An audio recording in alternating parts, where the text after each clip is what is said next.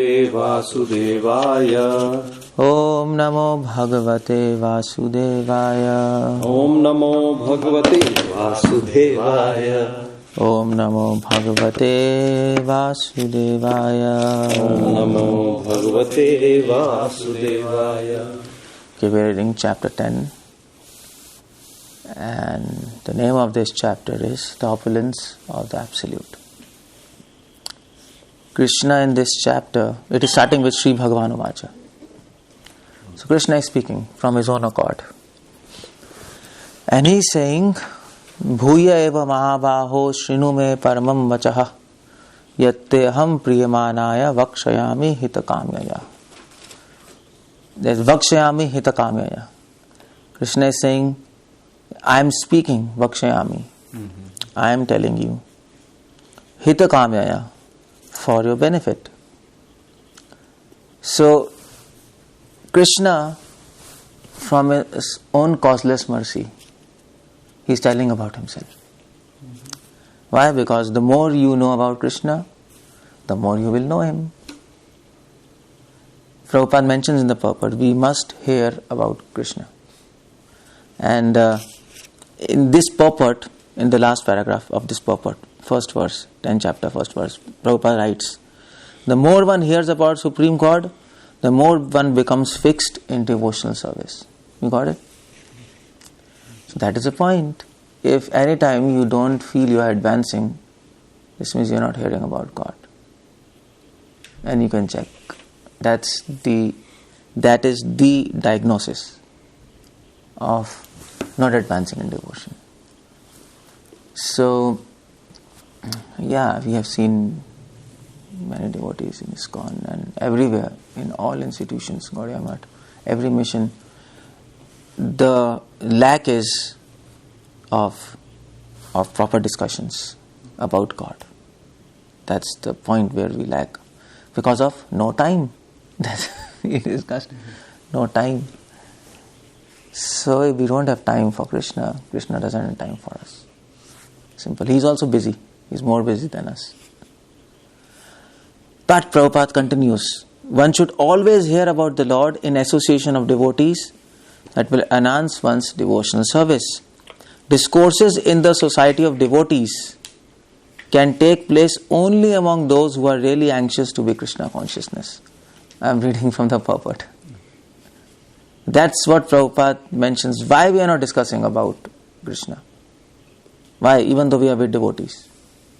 What's happening? Prabhupada says, discourses in the society of devotees can take place only among those who are really anxious to be in Krishna consciousness. Like Parikshit and Sukhdev. When they came together, Bhagavatam was spoken. Because both were anxious to know what is truth.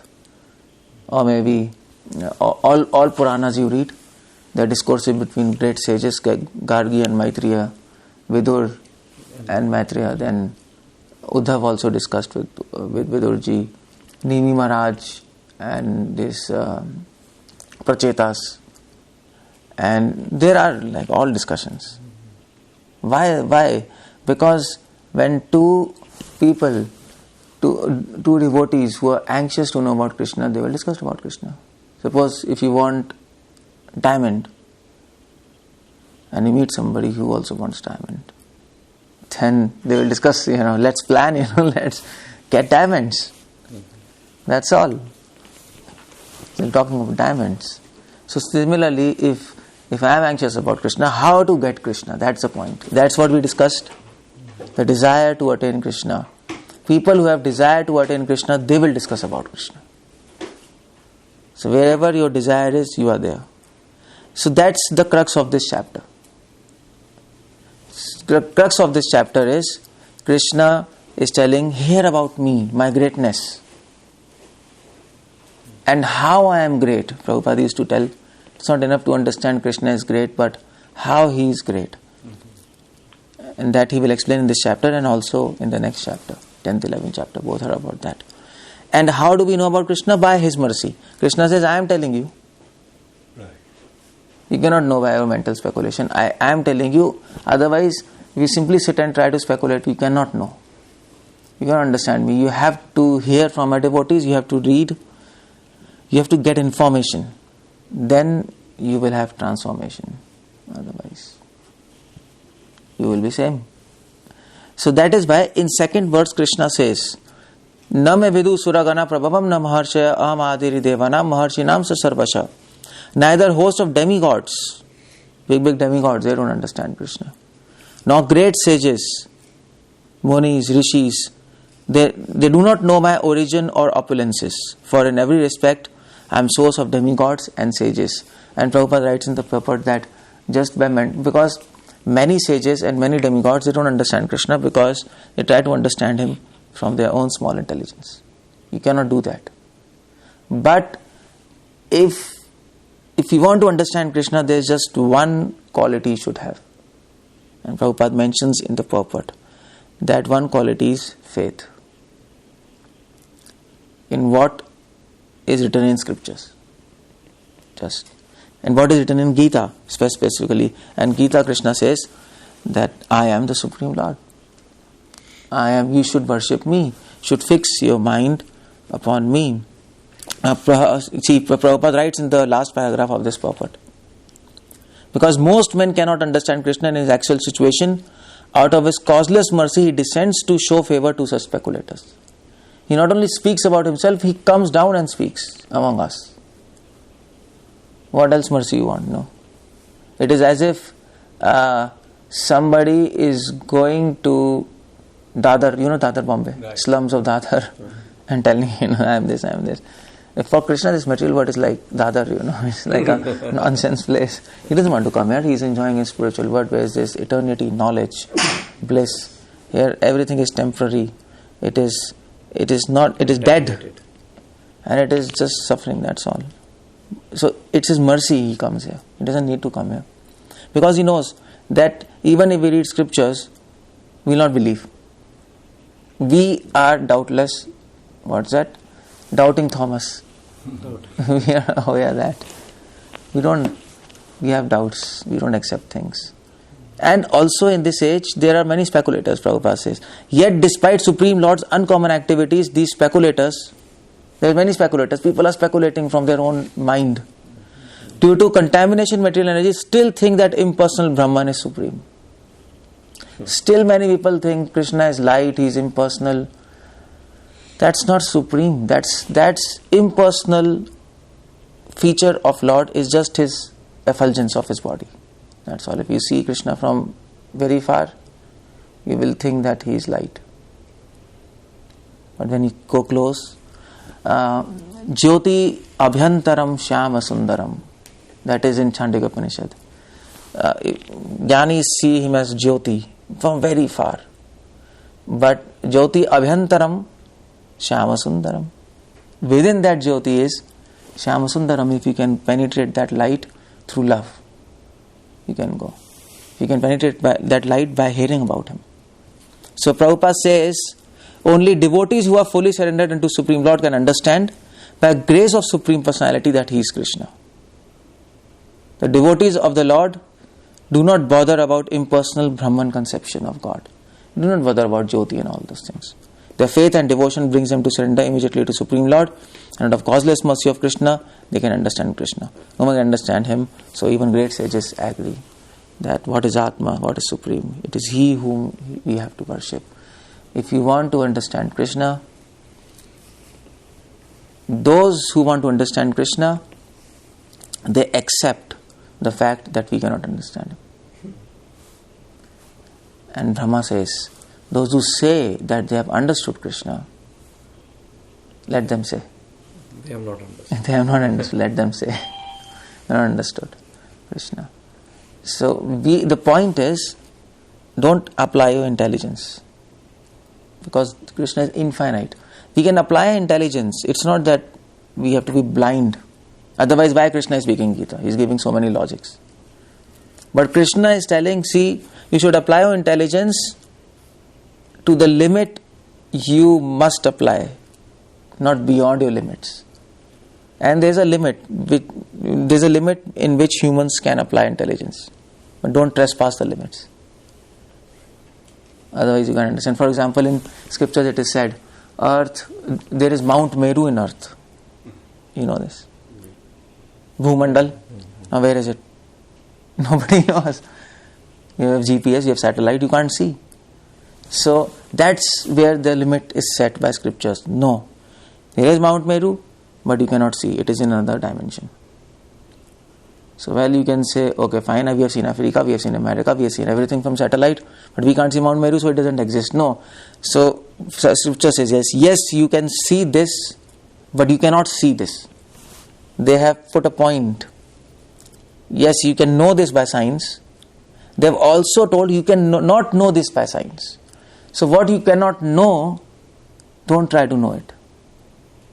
You have to accept it, that's all. Finish. Soul, what do you do about soul? Simple. So, if you read Ayurveda, Ayurveda talks about cells, Ayurveda talks about lymphatics. We didn't know about lymphatics many years back, but we know lymphatics. Ayurveda talks about brain, Ayurveda talks about everything possible, what we know in anatomy and physiology. But Ayurveda also talks about soul, and Ayurveda sets a limit. You can know this thing, blood, fat, marrow, lymphatics, brain, genes, but you cannot know soul. So you should not now trespass the limits and know. So, but we will try to understand soul. No, don't try to know which you cannot know. Except that's what Krishna is saying here. That is why these sages and demigods, many demigods and sages, they try to understand Krishna by speculation. They try to trespass the limit, and then there is a problem. And especially Krishna, we cannot know by our speculation. Mount Meru actually goes up till the other till Brahma. Brahma. Who knows where is it? So, but a devotee, he can perceive by causeless mercy of Lord. Causeless mercy. Okay. Only who can know Krishna, I told yesterday. Whom Krishna wants him to know. He cannot know otherwise. So whom Krishna wants, Krishna will not just let everybody know him. To who have absolute faith and surrender to Krishna and his words, they will reveal this mystery. Otherwise you cannot. Who follow rules and regulations of the scriptures, everything properly, they can know. And everything is possible by chanting Hare Krishna. That's holy names of God. Okay, so now Krishna is talking about himself. See, the chapter's name is Opulence of Absolute, no? So first he says, who cannot know me and who can know me? Now this question is solved. So okay, fine. You can know him how? If you hear about him with faith and surrender. So now Krishna is talking about himself. What is best? That is why Gita is special. Speciality of Gita is that Krishna is talking about himself. Other scriptures, Vedas, Puranas, Itihasas, somebody else is talking about God. That's the point. That is speciality of Gita. So this is perfection. That is why all Hinduism means Gita. No? If one scripture, Gita. If you say Hinduism, or Sanatan Dharma is a better word. So if you don't know Gita, you don't know anything. Even if you know all Vedas, all Puranas, all Itihasas, everything. Because this is perfect knowledge. Okay, so now he talks, I am going forward. You can go fast forward, and Krishna is talking about himself. That's all. Now you come to 8th verse. 10th chapter, 8th verse, 9th, 10th, 11th. These 4 verses are called as Chatushloki Bhagavad Gita. Bhagavad Gita summarized in 4 verses. So, why Krishna is telling about himself? So that we become determined, we advance in devotion. No, hearing is devotion. Devotion means hearing, and what you hear, you speak chanting. That's all. You hear about Krishna, you speak about Krishna. You hear his holy names, you speak holy names. That is devotion. Simple. It's very simple. We have to apply the process. That's all. Without excuses. So, aham sarvasya prabhavo matta sarvam pravartate. Iti matva bhajante mam buddha bhav samanvita. I am the source of all spiritual and material words. See? Krishna says, aham sarvasya prabhavo. I am source of all spiritual and material word. Sometimes Shiva is also called God. in scriptures. But yes, but that's also okay because he's God of this material world. In material world, he is top. Durga Devi was the... No, Durga is wife of Shiva. No? Oh, but... So he is top. No? Wife is. So he is there. But that's why he's called God. Even Durga is also called God. She is also top in material world. But Krishna says, I am top of material and spiritual world. So Krishna is also God. So in scriptures you will find that many other demigods are also called God sometimes. That's our relative position. Relative. For a villager, his sarpanch is God. No. Bhagwan hai mere liye nahi. And then for employees, their boss is God. Is it? For disciples, their guru is like God. They worship. For husband, their wife is God. No. Whatever you say, okay. No argument. Surrender. And for devotees, Krishna is called, we know. So that's why Krishna says, Aham sarvasya prabhavo. Matta sarvam pravartate. Everything comes from me, and matta sarvam pravartate means everything I inspire, I move. Of all these objects, behind this, if you look carefully, by devotion, I am there. And behind all the movement, what is happening?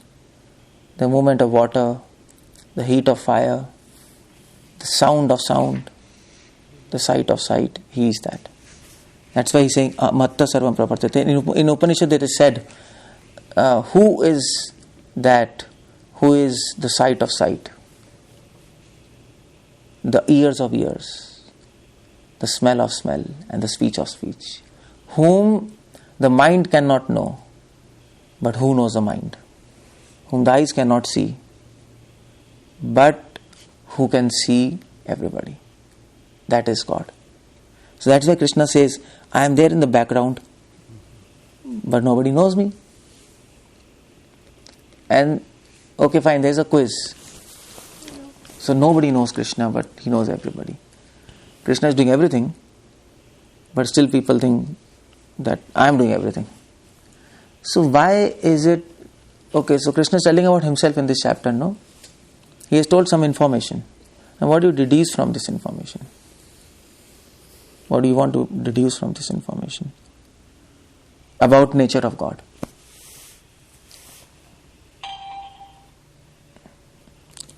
What do you say? From this verse, Prabhu? Yeah, from this verse, specifically from this verse, yeah. So, what do you deduce? One deduction is... He is the doer of everything. Okay, one deduction is that he is the director and the producer. And actor is...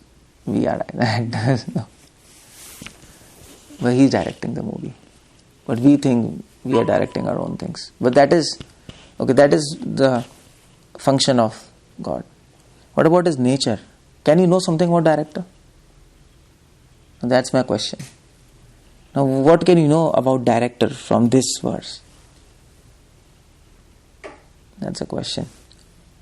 So you can know... See, the point you can know from this verse is Krishna says that the one thing you can understand about his nature is that he is very humble. Because on the contrary, people think that he is egoistic because he is telling about himself. I am the origin of everything. I am this, I am that. Oh, come on. But no, actually he is humble. Because when fools speak about themselves, they are egoistic. When great people speak about themselves, they are humble. Is it? And Krishna is humble. He is doing everything. He is saying, I am doing everything, but nobody knows me. He told no. So, is it not humility? Because, what about us? If we even do this little much, the entire world knows we have done this. Maybe I have done this. We just propagate, we have this habit. But Krishna is doing everything, but You never know about him. He doesn't tell you. And that is the humbleness of God. It is just the contrary conclusion. He is revealing the source code. He's taking up the burden of developer probably. Yeah, something like that. Yeah. So out of his mercy now he's telling. Otherwise he wouldn't have told this. Because he's humble. That's the point. And we can learn from Krishna. We can learn from Krishna that we should be good servants. Servants do their service, but never let anybody know that I am doing the service. They give credit to others. So that is like in Bhagavatam, this example of water is given. So what about water? Water nourishes everything, no? All plants, all grass, humans. Water is life, Shastra it is said. But where does water stay? In the lowest position. If you keep it high, it will go down. It can't stay high. It will go down. The lowest position it will take. So similarly, intelligent people and devotees of Lord, they always take lowest position. And in the service. And then they nourish others by service attitude. But they are in the lowest position. And from where they learn this? From Krishna. Krishna is there. It doesn't tell.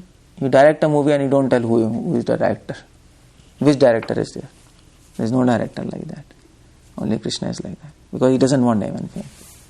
So that's the nature. So that's what you have to deduce from. Krishna is telling something, but you have to understand. And Prabhupada writes in the purport, you read afterwards. And then what Krishna says, so will you like such a person?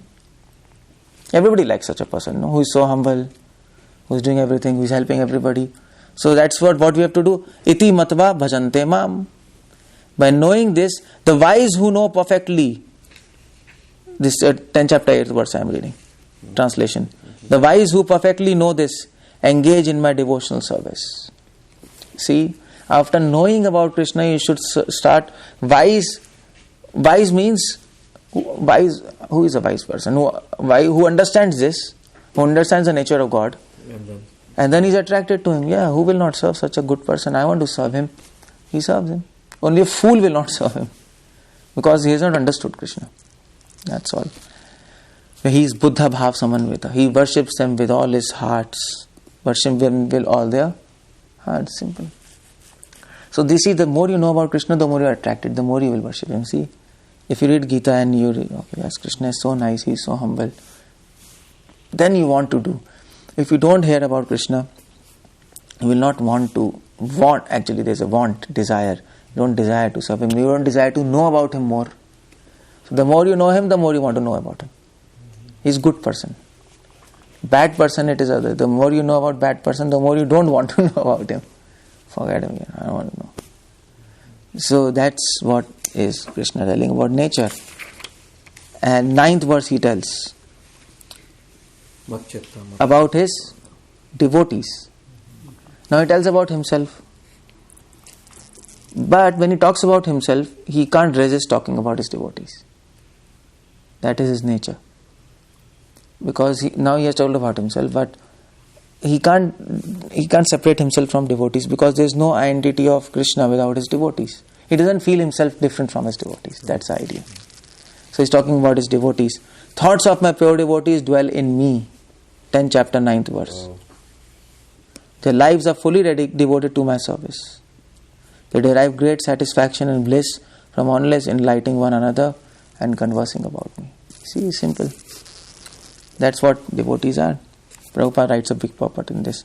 The only symptom of pure devotee is they're always talking about Krishna. If you want to know who is a devotee, there's one symptom, big symptom, mukha prasadat. By their words you can know. No? It is said, no, fool is not known until unless he speaks. He opens his mouth. No. So, if you want to know who is a devotee, just talk to him. You can know in 5 minutes what he's talking. And if he is really a devotee, he will be always talking about Krishna. Devotee is infatuated about God. So people have infatuation for money. People have infatuation for themselves. So we have infatuation for Krishna. That is Vrindavan. That's all. Everybody is infatuated, obsessed, and they are continuously talking about Krishna. That's one symptom of a devotee. And the second symptom is their lives are fully devoted to their service. There are two symptoms of a devotee. You cannot know a devotee by his dance, by his meditation, that he may be doing. Just two symptoms. His life is devoted to Krishna.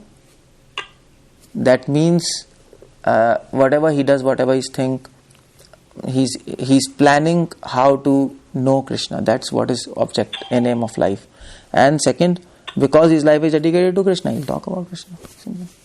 It's very simple. That's how you can know yourself and others. So that is 9th. And then 10th verse and 11th verse, 10th chapter, Krishna says, okay, so fine, devotees are talking about me, they're dedicated to me. How do they know me? See, now he was talking that people do not know him. By causeless mercy they know me. But the question is, what is the science behind this mercy that they know you? How by mercy they know you? These kind of devotees who are always talking about him, who is determined. Not everybody. So how they know him? Krishna is telling the science. In 10th, 11th chapter. Krishna says in 10th chapter, 10th verse, Tesham satade uktanam bhajatam priti purvakam dami buddhi yogam tam ye namam upyantite. Those who are constantly devoted to serving me with love, I give the understanding by which they come to me. So by mercy, he gives the understanding, buddhi yogam. Buddhi. And I told you, so what is the understanding Krishna gives? See here, the last paragraph of 10th verse. 10th chapter, 10th verse, last paragraph. A person may have a bona fide spiritual master, may be attached to a spiritual organization, but if he is not still intelligent enough to make progress, then Krishna from within gives him instructions so that he may ultimately come to him without difficulty.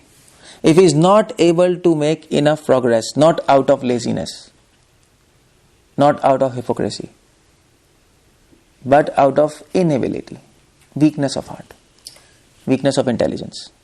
Everybody is not that intelligent, no. Everybody is not that strong. But he wants to make progress, but he cannot. That's the idea. To such a person, Krishna will give instructions from within. And what kind of instructions he will give? What is the instruction he gives? So,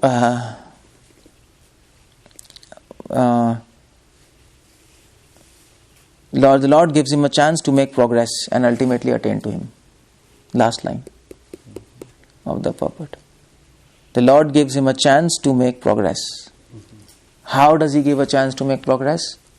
By giving him opportunities to serve. And by putting him in such a situation where he will be bound to get an experience.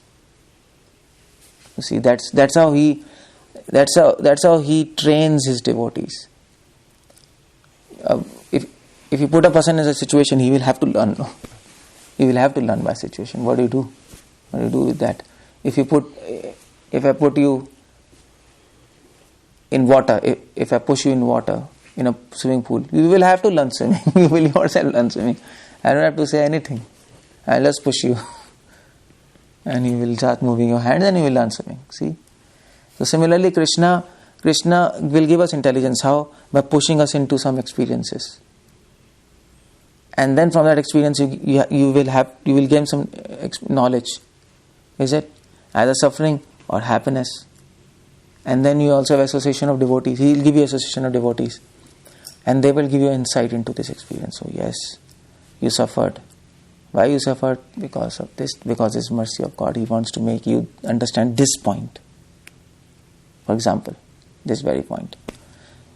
Now, he gives a chance to make progress by association of devotees and by putting us into some experiences, either suffering or happiness, whatever is Krishna thinks, and ultimately attain to him.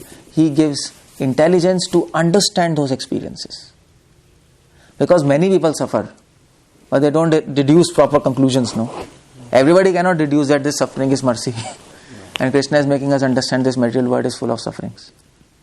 So he's so merciful.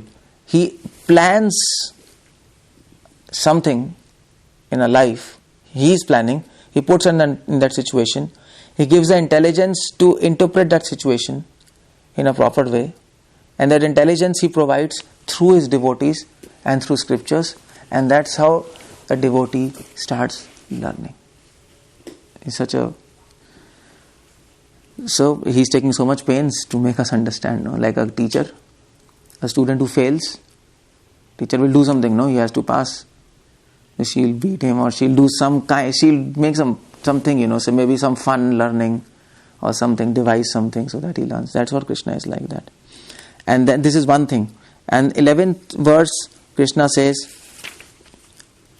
to show them special mercy, I, dwelling in their hearts, destroy with the shining lamp of knowledge the darkness born of ignorance. So Krishna says, I give them special mercy because they are giving me special attention. And I, in their dwelling hearts, destroy with the shining lamp of knowledge the darkness born of ignorance. And what is that lamp of knowledge? That lamp of knowledge is the intelligence to discriminate what is favorable to my service, what is not favorable to my service, what is sense gratification, what is service, and what is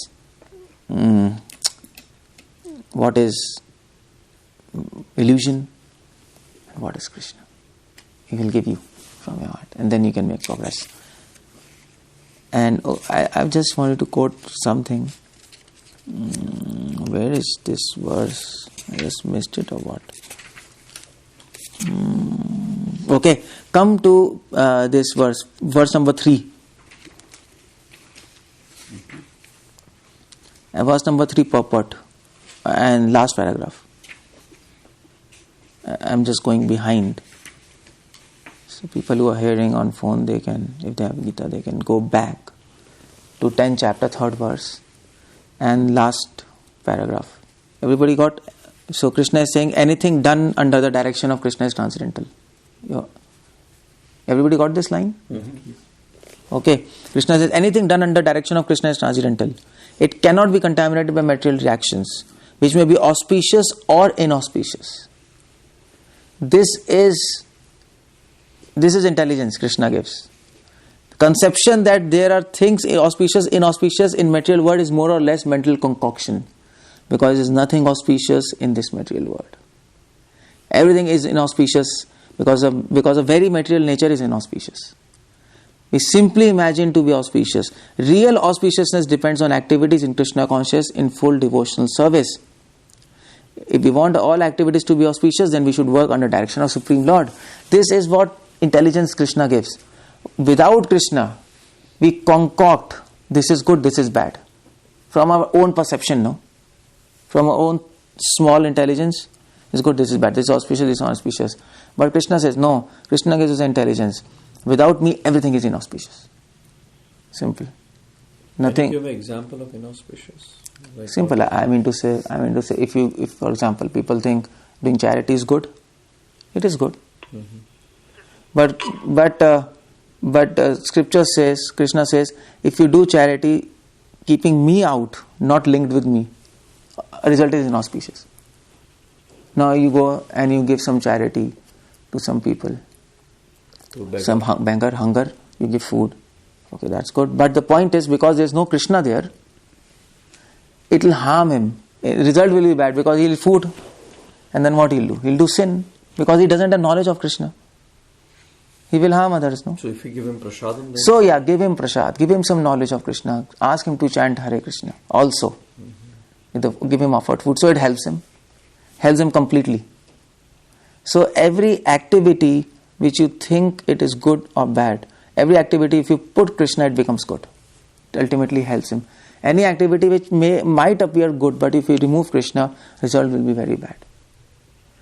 It will not come out good. By our small understanding, we can't understand. Things will go bad because there is no Krishna. There is no Krishna. There is greed, envy, lust, anger. Is it? And the result of greed, envy, lust, anger is always bad. It's not good.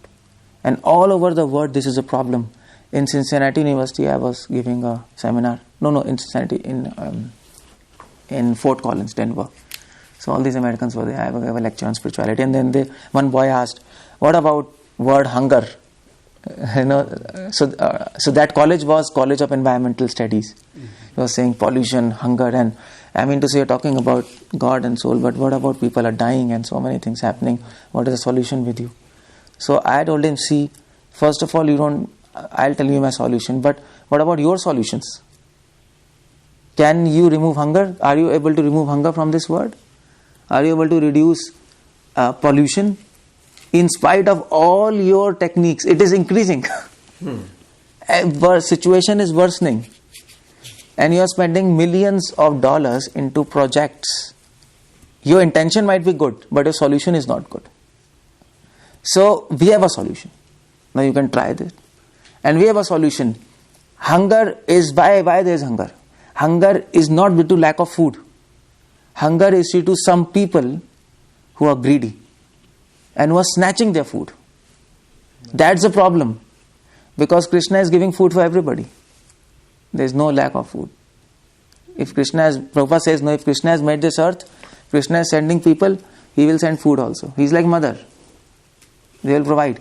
But people are greedy, they are snatching food. So if you want to stop hunger, you're focusing on wrong thing. You're focusing on lack of food. No. Focus on those people who are snatching food. And how do you stop them? You have to make them understand that don't be greedy, don't be lusty. And how do they understand that? Not by intelligence. You have to give them devotion. If there's Jahan nahi Ram, wahan rahe kaam.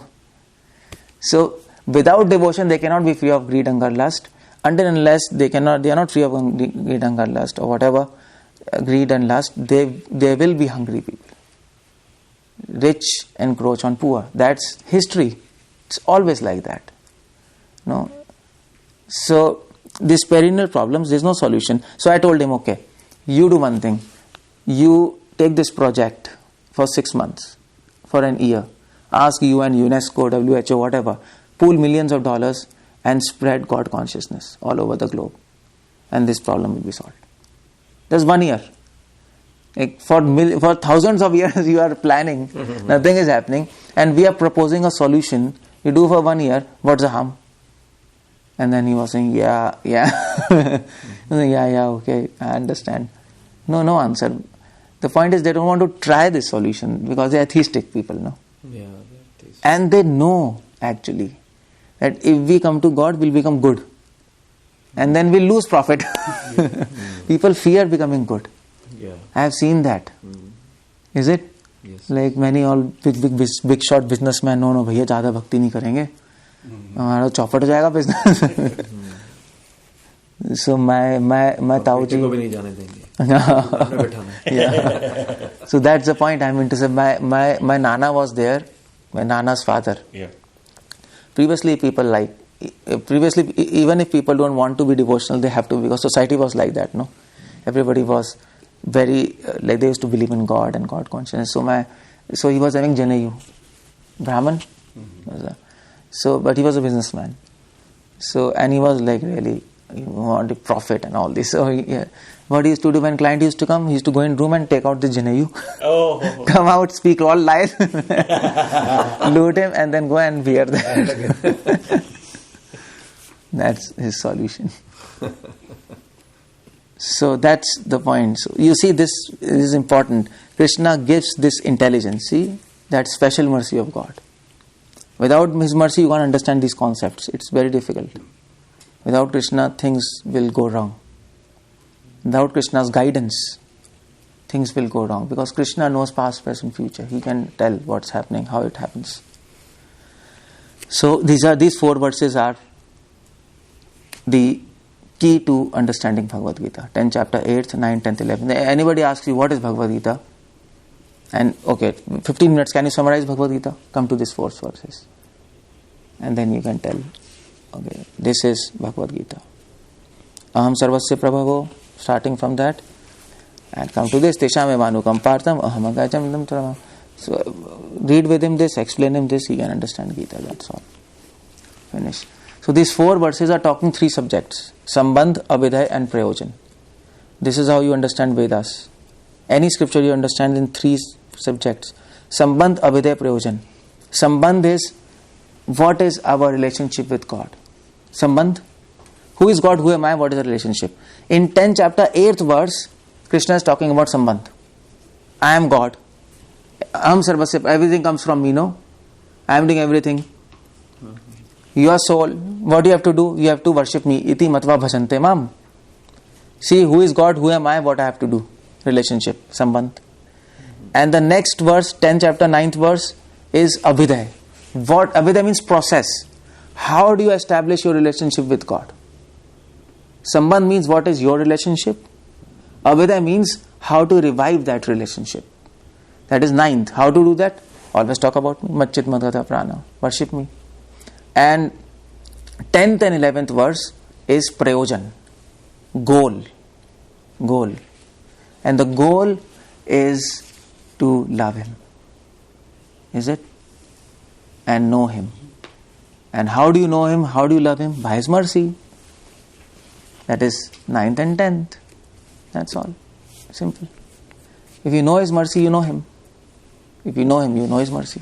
It's the same thing. That's all. Okay, so now in 12th and 13th verse, Krishna is praying to Krishna. Arjuna is praying to Krishna. And these two verses are very important.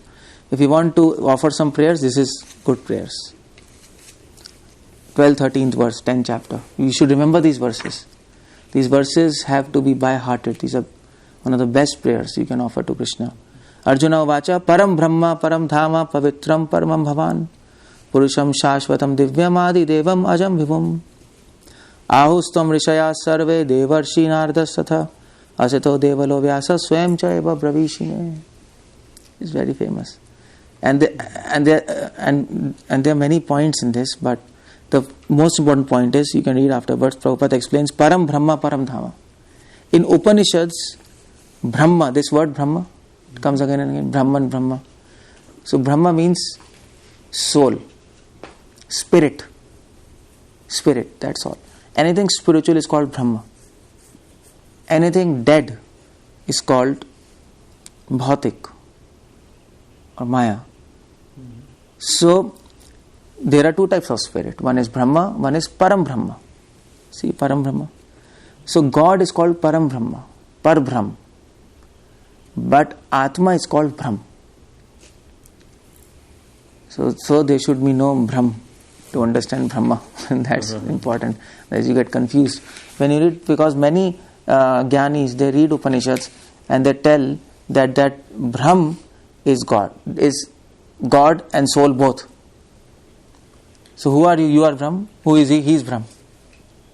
Brahma. And everything is one. No. In Upanishads, categorize. Anywhere there this word is used, Brahma, Aham Brahmasmi. You have heard this? Mm-hmm. So what is that Brahm? That Brahma is referring to soul, spiritual nature.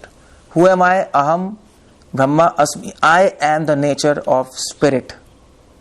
But for God this will never be there. For God, what word will be used?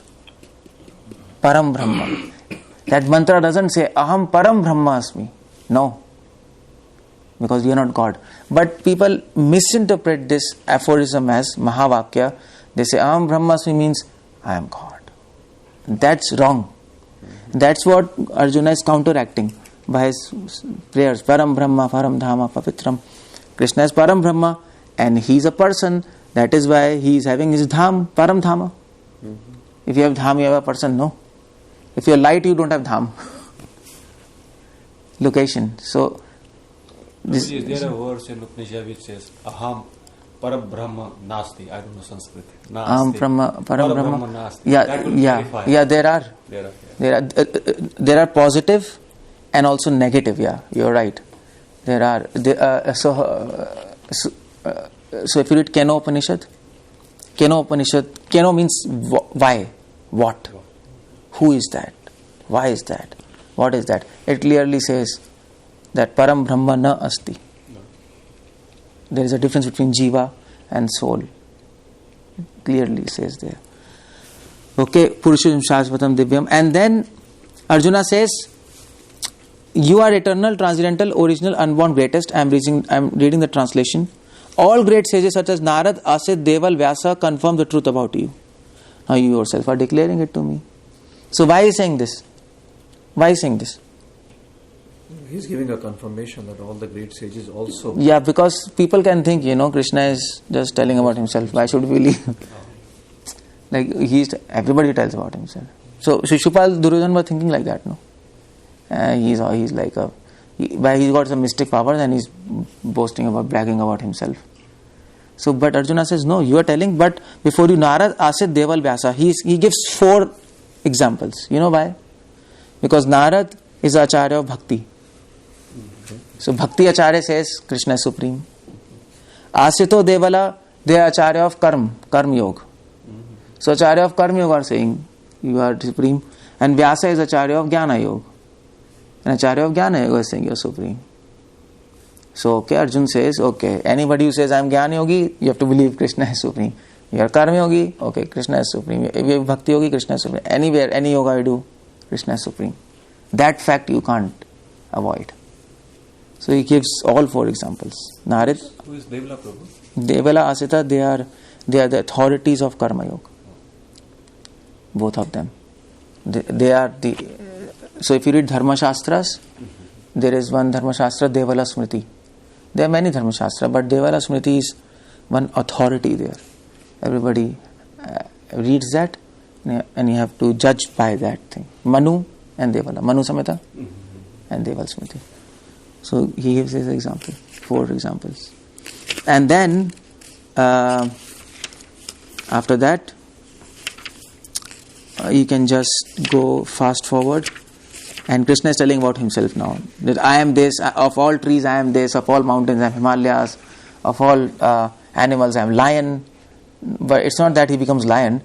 What he is saying is, of all animals I am lion. That means, he is saying, lion is the most powerful animal. He's a king of animals.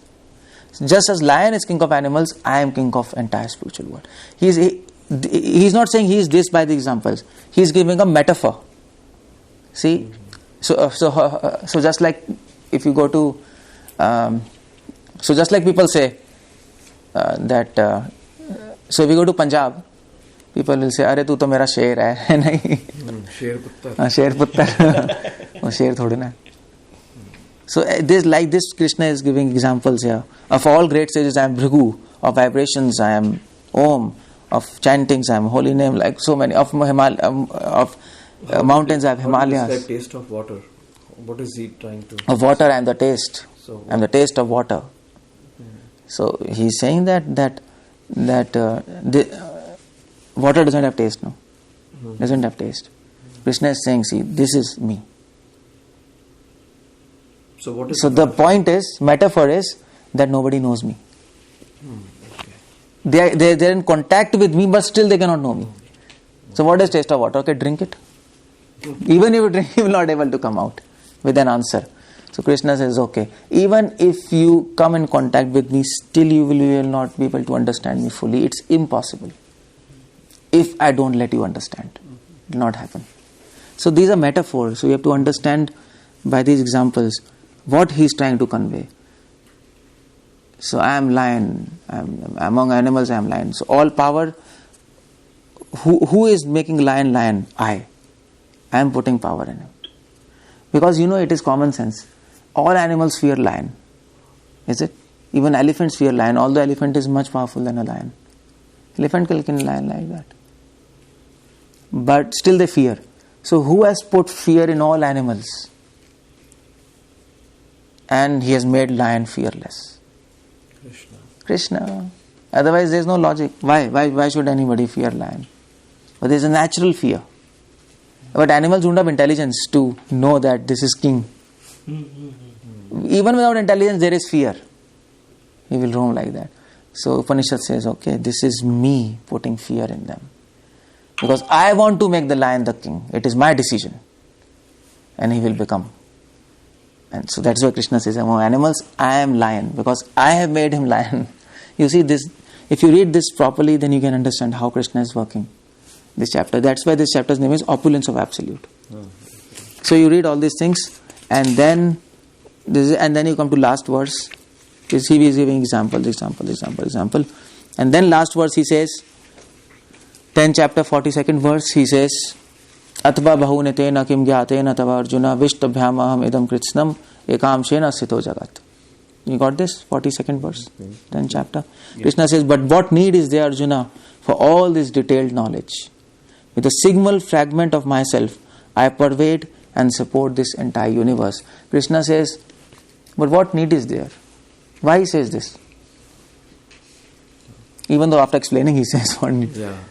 So Krishna says, and previously he said, you should know me. If you hear about me, then you will develop love. But here he says, what need is there?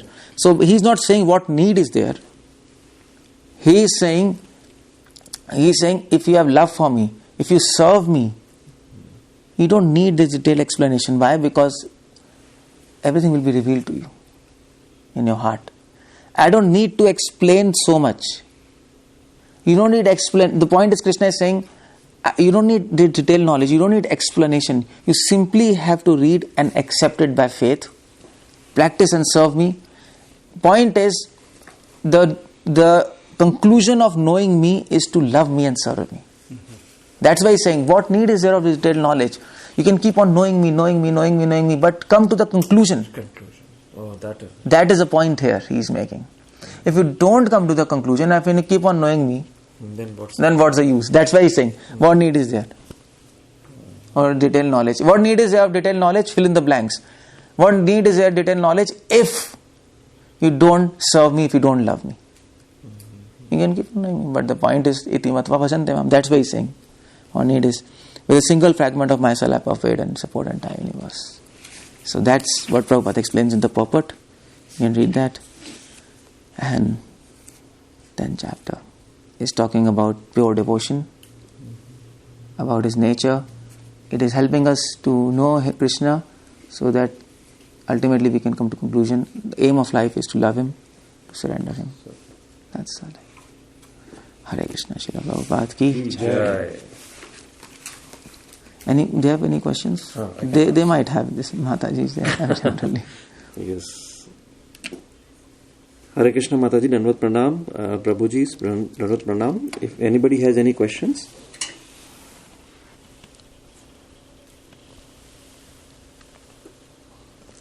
Okay. Yeah. Prabhuji, Krishna is telling it's difficult, it's impossible to know me. Here, like what? Fully. No, fully. And how can we? What is the role of guru here? Like, can we? Because without knowing him, it's tough to. I told fully no. Yeah. So you can't know him fully, but you can know something about him. That's what he's telling. What I'm telling you. I'm telling you about Krishna. No. Is it? What is his nature? So you're knowing him, no? You are knowing him. But when he says you cannot know me, you cannot know me fully. Even if you know me, you can't be sure that you have known me fully. That's the point. Otherwise, if you say that you cannot know anything about him, then we can't even do lecture. What we are doing lecture. So yes, that's the meaning there. You cannot know him fully. That's why he says. Hare Krishna, Prabhuji. Hare Krishna, Mataji. In text 6, Mahashiyas Bhakta Purve, Chatvaro Manavastata, the 7 great sages, and before them the 4 other great sages. And the Manus. So, who are they, Prabhuji? Who are they? So 7 great sages are the Saptrishis. Saptrishis, you know Saptrishis, no?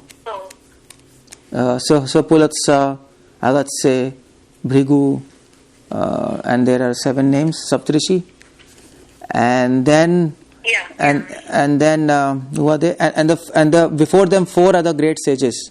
4 other great sages are Kumaras, Brahma's son, Sanat Sanatan Sanat. That's mentioned in the purport, yeah. And then the Manus, you know. That's all. Okay.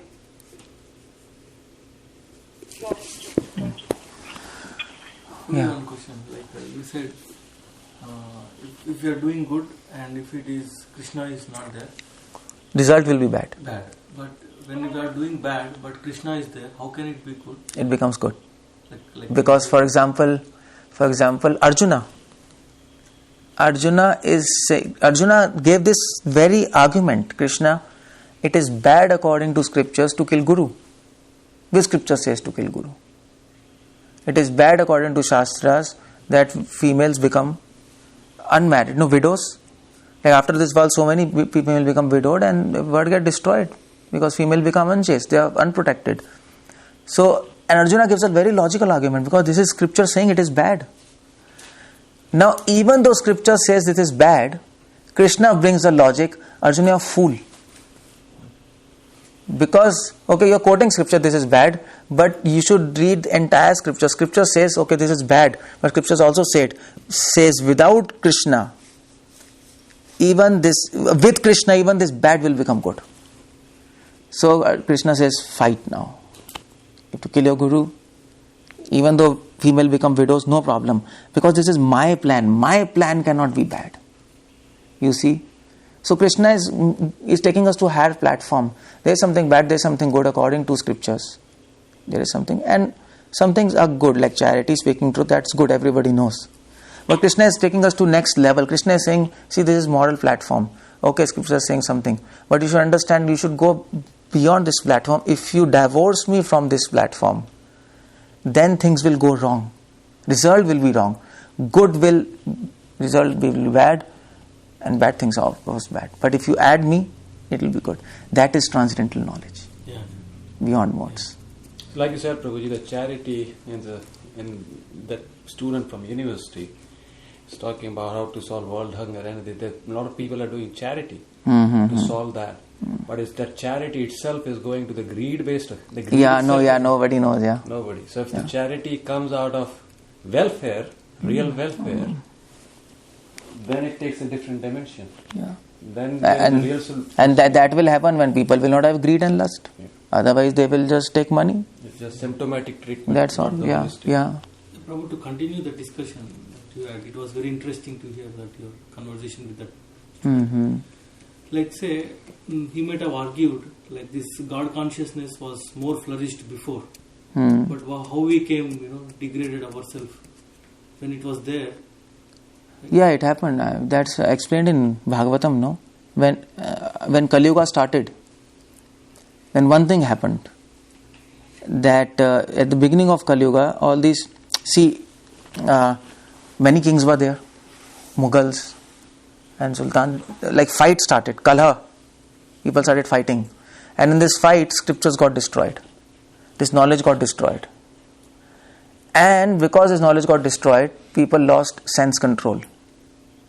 There's no knowledge of sense control, no. Nobody knows what is sense control. If you ask what is sense control, what is this? First time they are hearing.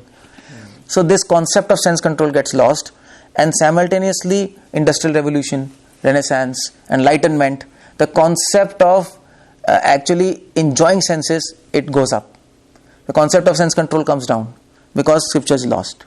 Now because of that, because of loss of sense control, even though some scriptures are still there, you can understand them. Because the prerequisite to understand this knowledge is sense control. You can't understand. And slowly everything, scriptures are there, but knowledge gets lost. There's a difference, no? You have information, there is no knowledge. Or you have knowledge but no wisdom. That you can say. Wisdom gets lost. There are books. Speak truth. There are books on moralities. No, previous Chanakya said something, Confucius said something. So nice things. But people can't do it because they're not sense control. You have to have sense control to do all these things. And that's why God consciousness slowly went down. When there's no sense control, you cannot understand God. It's impossible. So, went down. Finish. As Kali Yuga is advancing, it is even further. Now I gave him proposal. Know that, okay, 1 year you pool all funds in all world to promote God consciousness. So people will get free of greed. But the point is, because these big tycoons, they don't have a concept of sense control. They don't want to get rid of greed. They're fearful. I'll become good. Then what will happen? And why they are fearful? Because no God consciousness. That's the problem. And now situation is so worse that they even don't want that. They have so devolved. They now don't want that. You're trapped. They're in that fully infatuated by greed lust. So that's how things went down in Kali Yuga. They explained in Bhagavatam. Or history. What kings were there, what happened, how scriptures get lost, who destroyed scriptures. And that is what Puranas are all about. Puranas is history. How this Kali Yuga progressed. And there were many other things. I mean to say, this Kali, he approached God. And then God told, okay, what are you doing here? What's happening? So Kali told, okay, God, you give me some time and I will show who am I. I will make sure, and I can show you that that within some time I will wipe off all your temples and all your name. I can do that. God told, okay, you can do that. So, okay, show me my blessings to you. So, by my blessings, you will flourish. This is Kali Yuga, no? This is his period. Yeah. He told anyway, this is my period, but if you don't give me blessings, I can't do anything. So he says, okay, my blessings are with you, and you do whatever you want. All powers to you. So this is his period, and Krishna has given him blessings, and he will be successful. By the same time, Krishna wants to save pure souls also. So he comes down and he gives parallel 10 devotees to propagate God consciousness. But for next 10,000 years, this will be there.